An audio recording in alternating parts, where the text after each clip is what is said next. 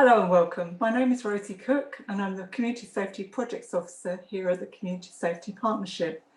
And today, as part of National Hate Crime Awareness Week, we're going to be discussing hate crimes.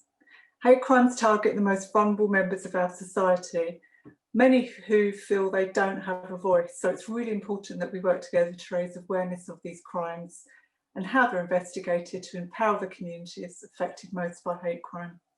Today, I'm joined by Tiff Lane, the Action Against Hate Coordinator for Cambridgeshire Police. Hi there.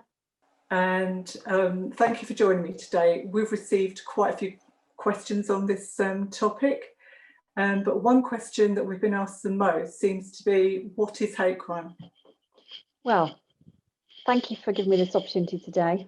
Hate crime is any crime which is motivated or demonstrated by hostility towards someone's personal characteristic. Okay. And those personal characteristics are, in criminal law at the moment, we have race, which is a tiny word, but it encompasses all sorts. It encompasses somebody's ethnicity, culture, and the colour of their skin. So race is bigger than that little word. The next one is religion or belief. And that covers any belief or non-belief. And then we have your sexuality. So that's, well, I'm sure you know what that means. Anyone can always come back to me if you want me to explain that in more detail. Transgender status, so whether you are transgender. And the final protected characteristic is disability. And that can be a visible disability or an invisible disability. So invisible disabilities might be a mental health issue. The thing about these protected characteristics, the criminal side of it, is you don't have to be one of those things to be targeted. You can be perceived to be gay, perceived to be black, perceived to be whatever, and you don't have to be one of those things. You can, it still comes within the remit of hate crime. Thank you, Tiff. So what about people who are targeted and don't fall within that hate crime legislation? So would they then be covered by other criminal law? Yes, so I'll give you an example. So if you are targeted because of the way you dress, so if you've been assaulted, for example, that's a crime in itself. If you've been assaulted because you are gay or because of your religion or because you're transgender, there is specific legislation set aside for that. And I'll tell you a little bit more about that and why that's the case a little bit later. But if you don't fall within those 5 protected characteristics that the government, that English law has at the moment, then what we as the police can do is just work to the best of our abilities to evidence that targeted behaviour. And if we can prove that targeted behaviour, we can evidence that to the court. And if the suspect is found guilty at court, then the court, the judge or the magistrate will sentence to the highest of their capabilities. So you know that there's like a sliding scale for sentencing. So you will get the highest possible sentence or penalty if there's an aggravating factor. I know those are very policey words, but if there's an aggravating factor, then and we can evidence it, then the courts will hopefully take that into consideration. Thank you. So why should Fenland residents report hate crime and where can they do this? Okay. Hate crime is the most underreported of all the crimes, we believe. The survey of the Crime Survey of England and Wales. I'm not going to talk statistics because statistics don't really mean much. All I can say is that people don't report for many, many reasons. It could be because they're frightened to report, or they don't know they've been assaulted, they don't know they've been abused, or they've reported before and they weren't happy with the outcome and they weren't happy with the police response.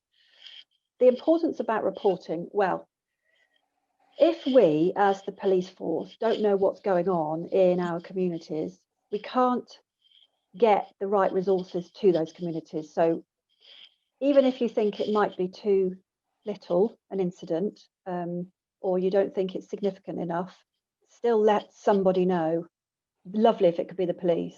So you are the eyes and ears in our community. We need you to tell us what's going on. Because as you know, we don't always listen. We always listen. We don't always have feet on the streets. So if you can tell us what's happening, that would be really great for us, but also great for you, because if we can stop it happening to someone else because of what you've told us, then all the more impactful. And if we can get justice for victims, obviously it's very important to report. How you can report? Well, if something is an emergency, always report under 999. So you ring 999 and ask for the police. That's the emergency number. If it's not an emergency, then ring 101.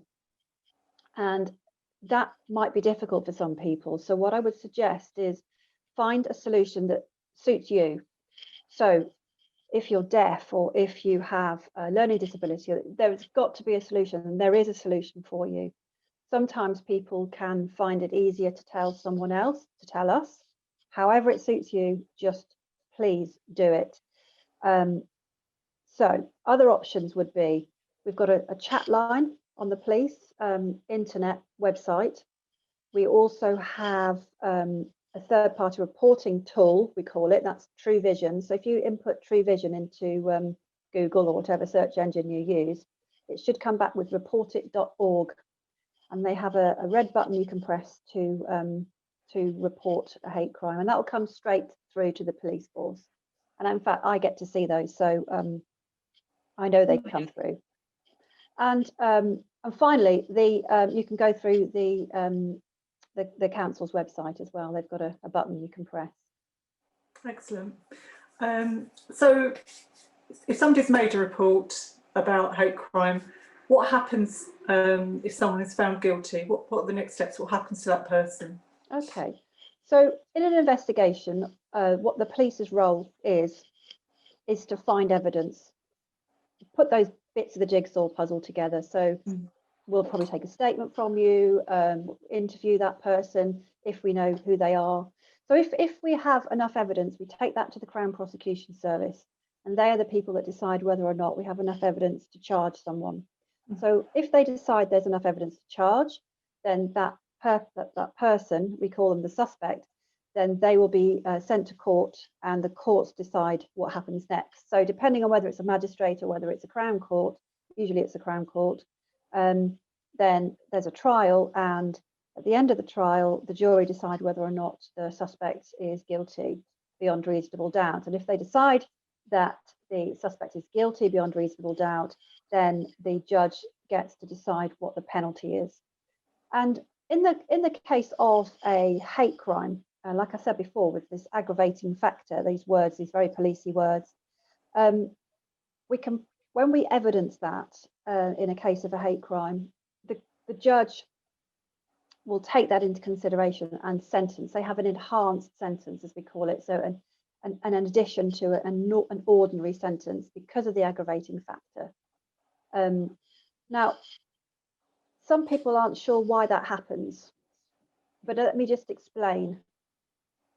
The harms of hate are significant. Being targeted because of who you are is really, really harmful.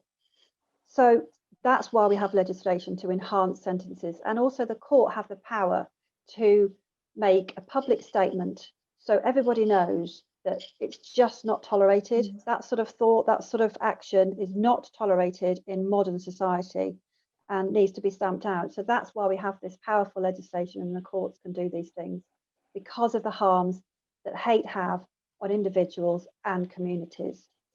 Yeah, that kind of almost answers the next question that we've had come in. What is the purpose of hate crime legislation? You kind of said it's around protecting communities. Absolutely, definitely, and getting justice for victims. Yes, proper justice. Yeah. This question, I'm sure a lot of people actually have considered. What is the difference between a hate crime and a hate incident? Aha. Okay. So, hate crime. So that's any crime at all that is motivated in some way by hatred. Now, in the actual legal definition of hate crime, there's no word hate, it's hostility and prejudice. So very often what we see in hate crimes is quite subtle behaviour. So it's sometimes quite difficult, and you need to be fairly skillful, I think, to evidence hate because of its subtlety.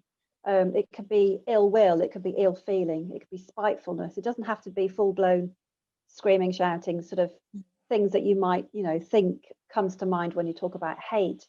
So a hate crime is where there is legislation. So an assault, a theft, a sexual assault, harassments, things that we have legislation for in criminal law.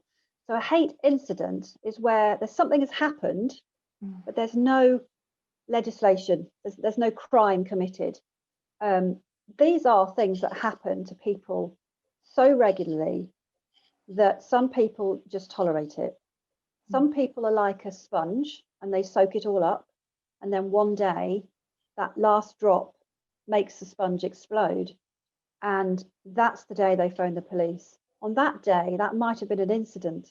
It might not have had legislation attached to it. So what I'm saying is it's equally as important for that person to tell us about that incident. I know there's no legislation, we might not be able to do anything, but it's that jigsaw puzzle piece that we need to fill in about what's happening in that person's life. We might be able to get housing involved. We might need to get other partners involved. You might not think it's the role of the police, but it's intelligence. It's what we need to know, and it's part of that person's life. So we need to know what's happening there. So it's important to that person. So it's important that we take that on board, and we still make a record of incidents because they can lead to other things. And in the cases of hate crime, they very often do. Very often something is underlying. So we need to have that information. So both are equally as important. One has powers for the police, one doesn't. So that's kind of it in a nutshell. Yeah, so again, the next question was, why should I report an incident if a crime hasn't been committed? But it's about building up that picture of what's going on in the community, having that evidence if other incidents occur or it escalates, so you can be aware, isn't it? Yeah, and if you feel in these difficult times at the moment that it's not important enough, all I would say is when we have these difficult times, so when something dreadful happens, for example, a terrorist attack or something really dreadful that happens, it kind of spurs people on to be cruel, to find reasons to hurt people. I'm not talking about the majority, I'm talking about the minority. And this is when people start noticing differences and start to target people. So now more than ever, it's really the best time to tell us. Don't think it's not important enough, because it absolutely is. COVID has brought out some bad behaviour, like Brexit did. Again, it's the minority, but we still urge you to tell us. It's still as important as ever. Thank you, Tiff.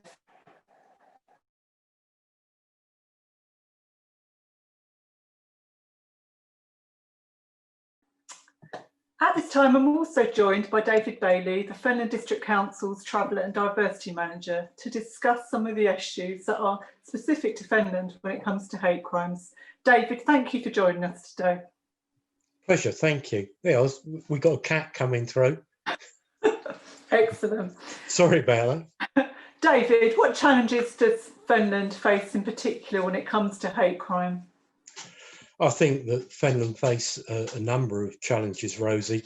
It's an area that hasn't really been used in the past to having a very large, diverse population, and through EU migration, a number of other minority people coming into the area, it's totally transformed our society, and some people have challenges with that, and as such this has led to hate crimes, and we're seeing an increase in hate crimes into the area. One of the biggest challenges that we face on that is getting community confidence to report the number of hate crimes, because we're aware, and we're no different to anywhere else probably in the east of England or across the UK, we're aware that we have a lot more hate crimes going on than people are prepared to report. Yeah, so it's a issue of confidence in reporting, isn't it? And could you describe, from your work and your experience, what impact does hate crime have on its victims and the wider community? Well, on the wider community, it certainly has a massive impact on community cohesion, where people are sort of looking to try and get along together, where they're trying to become a socially cohesive community where people value one another, value one another's input into that society. And certainly it stops people from appreciating some of the benefits other people can just bring into an area. Having said that, if you're a victim of hate crime, it lowers your self-esteem, it lowers your worth, and it gets to a misguided point where you think that a number of people don't particularly like you or welcome you, and just a very small minority of people really, for want of a better term, misrepresent an area, where I've even heard it said by a number of people that they just say, well, we have to accept being a victim because that's how it is to live in this area. And it certainly isn't how it is to live in this area. And both the council, police and all other partners are really solidly behind wanting to report and stamp out hate crimes in the area. Yes, I certainly do. And are there any resources or locations in Finland where people who don't necessarily have access to the internet, for example, can report or access support following a hate crime? Well, we're fully aware in the local area that due to deprivation and low income, low waged area, that not everybody does have equal access to internet or other tools to do that as they might do in other more affluent areas. So we have a series of hate crime reporting centres that have been geared up across the whole area, where people can go in, see somebody face to face, and actually fill in that report. We have found that this has been very successful because a number of people don't particularly feel comfortable reporting it directly to the police for a variety of reasons, one of which is that they're very scared that if the people that perpetuated this crime against them get to hear about it, that there'll be further repercussions and reprisals to them. So we look at that type of reporting network to work. We do have information on that. So if you're a person that doesn't have access to the internet, please ask a family friend or relative, or even phone the council, and we can tell you where your nearest reporting centre would be. We would also stress that we are in very strange and unique times with COVID. So where you'd normally be able to walk in and make a report just walking through the door, that we would strongly suggest that the reporting centre you wish to go to, you phone first of all, make an appointment, so that you know someone will be there and you might not be seen so quickly if you just turned up, as you would do in normal times. We'll have a list of reporting centres in the information with this event. David, thinking about all the different members of our community and the diverse community within Finland, if English isn't your first language, how can people be supported to report what's happening to them? Basically, Rosie, if you look at a number of our community reporting centres, they have people in there that come from various backgrounds that can speak not only the community language but understand people's cultures, so they're able to address this in a sensitive way, because let's not forget, at this moment in time there are a number of uncertainties if people have been a victim of crime, and that they feel uncomfortable. Also, if we think of the Gypsy Roma community, where there could be some literacy issues, a number of the people there are quite happy to help complete the forms for them. And again, we have traveller liaison officers that can work with the community to get those crimes reported if they choose to use that option. But there are a number of avenues open to people, and we would say, please don't look at that as a barrier to report. Just come on to us and we will find a way to make it possible for you to report the crime. Thank you, David. Thinking about our Gypsy, Roma and traveller communities, they can often face their own unique challenges, not just in Finland but across the country. How do hate crimes and incidents affect these communities, David? Well, I think first of all we've got to look at things into perspective. The east of England has the largest number of Gypsy Roma travellers in the country. Cambridgeshire, out of all the counties, has the largest number, and within that both Fenland and South Cambs have the largest population. So we must bear in mind that we have one of the largest populations of Gypsy Roma travellers in the country. A number of travellers feel sidelined. They don't feel part of society. Some of the people just seem to feel that people don't like them, that people are directing a number of pieces of hatred towards them. And we can certainly see from what's been said, whether it be in the educational system or just generally in the public, that there are certainly issues. So really, it lowers people's self-esteem, it makes them feel devalued, and it just makes them think that this is what they have to put up with in life. And they certainly don't, because obviously, again, coming back to the earlier point you made about community cohesion, when you see we have such a large population of Gypsy Roma travellers, if part of our community feels excluded, it becomes very hard to get people to feel valued in society and be part of it. Yeah, and we very much want to encourage all residents in our community to report hate crime or any other things that are affecting their well-being. And we do have information for support groups so attached to this, as well as reporting centres. Because I was going to say, Rosie, I think sorry. the other thing is, of course, is that although an individual may wish to report a hate crime, where we've already highlighted that a lot of the people have low self-esteem, don't have the confidence to do that, if you witness someone who is on the receiving end of that type of situation, as a general member of the public, we can go and report that, and we can highlight those different issues so it can be looked into, because, you know, it is a societal issue and society needs to work together to address it. Yeah, and to stamp it out and show that it's not something that we find acceptable in Finland. And we do have a responsibility for our neighbours and friends within the community, and reporting them or directing them to support is one of those things that we can do. I think that just about wraps it up for our event today. I'd like to thank David and Tiff for joining me today. Councillor Susan Warwick, the Council's Portfolio for Communities, said regarding this event that making sure local communities have strong awareness of what hate crime is and how to report it's one of the best tools available to us in our joint efforts to ensure that communities are kept safe and secure.